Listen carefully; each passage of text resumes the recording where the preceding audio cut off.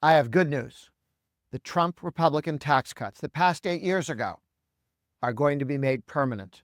They started to phase out a couple of years ago, and they're getting smaller and smaller, and they were heading to zero next year.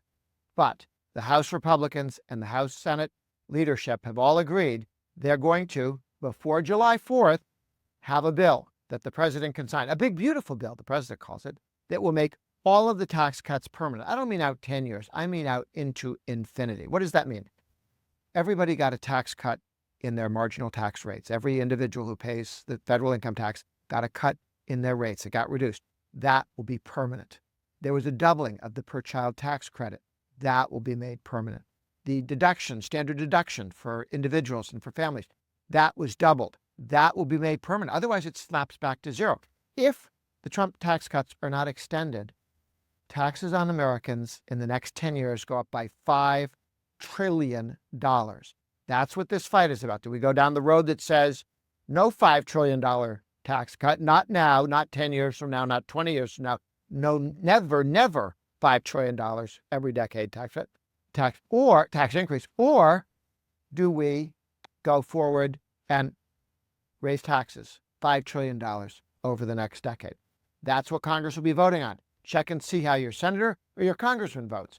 I'm going to give you a little secret. Every single Republican is committed to voting for making the Trump tax cuts permanent, both House and the Senate. This will get done. Now, they may add some things. You've probably heard about no tax on tips. I love that idea. Trump said that, oddly enough, in Nevada, where everybody works for tips. And it made a lot of sense in Nevada. And they said, we love this idea.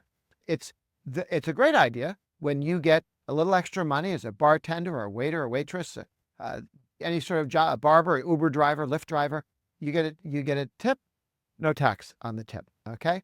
Great piece of legislation by Ted Cruz, senator from Texas, good guy, and the Senator Daines from Montana. Both have a bill that make this happen. And that's going to be put in on top of all the other tax cuts that are being made permanent. What else might they do? Oh, they may expand universal savings accounts and health savings accounts so you can save tax-free for whatever you want to on universal and for healthcare on the health savings accounts. They may get rid of the death tax. They're certainly going to protect a lot of the ability for you to pass on to your children, your farm, your house, your land, stocks you own, those sorts of things without paying a hefty tax on it. So this is coming up soon. There's a universal agreement now as to where we are in this.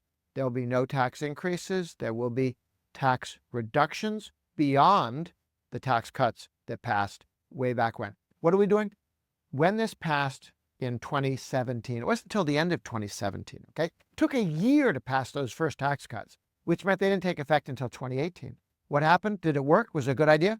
Well, 2019, a year later, the median income family of four, dead center, average American family of four, saw their income go up by 6.8%. 6.8%. That's more than went up the entire 8 years of Obama, for crying out loud. It was a huge jump in the income that people had. And that we can continue. We had COVID, which didn't help, but we're going to make all of those tax changes permanent. And that's a big deal. That's moving forward. And that's my cheerful news for today.